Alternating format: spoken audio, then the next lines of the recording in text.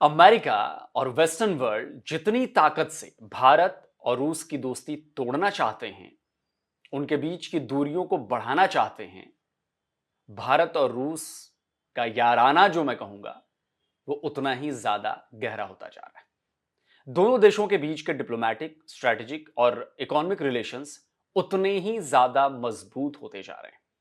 दोस्तों, भारत और रूस की इसी दोस्ती में एक और बड़ा कदम उठाया गया है और इससे बड़ी मिर्ची लगने वाली है कई लोगों को। यह कदम दोनों देशों के बीच न केवल नया और आसान ट्रेड रूट देने वाला है, बल्कि ग्लोबली एक मैसेज भी देगा कि भारत और रूस की ऑल वेदर फ्रेंडशिप में दरार पैदा करना बिल्कुल नामुमकिन है।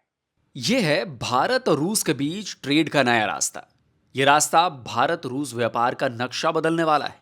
भारत के चेन्नई से रूस के व्लादिवोस्तोक के बीच नए ट्रेड रूट की शुरुआत हो गई है।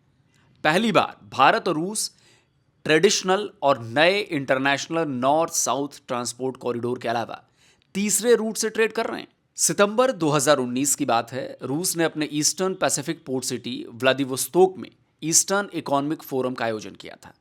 इसी आयोजन में भारत के प्रधानमंत्री नरेंद्र मोदी भी शामिल हुए थे और तब उन्होंने व्लादिवोस्तोक से चेन्नई के बीच ट्रेड रूट शुरू करने की बात कही थी।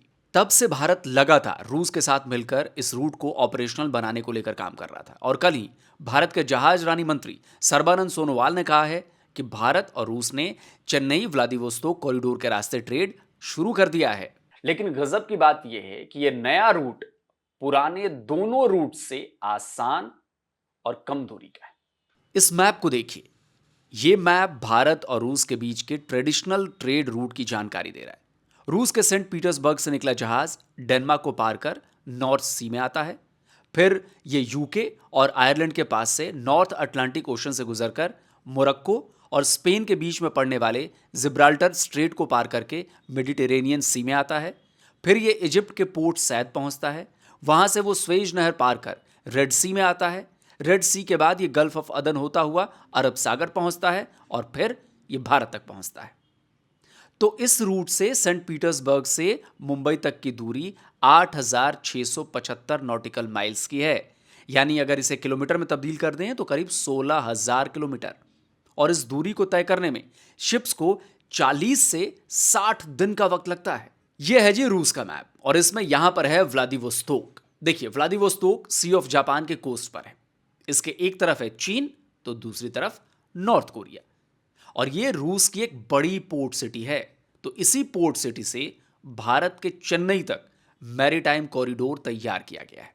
अब देखिए, यह मैप रूस से भारत के ट्रेडिशनल ट्रेड रूट और नए ट्रेड रूट के बीच का अंतर बता रहा है।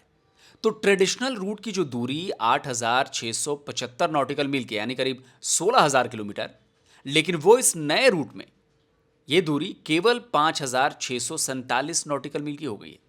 इस रूट में cargo vessel sea of Japan के बाद साउथ चाइना सी होते हुए मलक्का स्ट्रेट को पार कर अंडमान सी होते हुए बे ऑफ बंगाल यानी कि बंगाल की खाड़ी में पहुंचेंगे। अब आप सोचिए कि कहां 40 से 60 दिन और कहां 10 से 12 दिन, यानी समय के बचत में जमीन आसमान का अंतर है। और जब दूरी और समय इतना कम हो जाएगा तो जाहिर है ट्रांसपोर्टेशन चार्जेस भी घट जाएंगे, यानी फायदा ही फायदा है।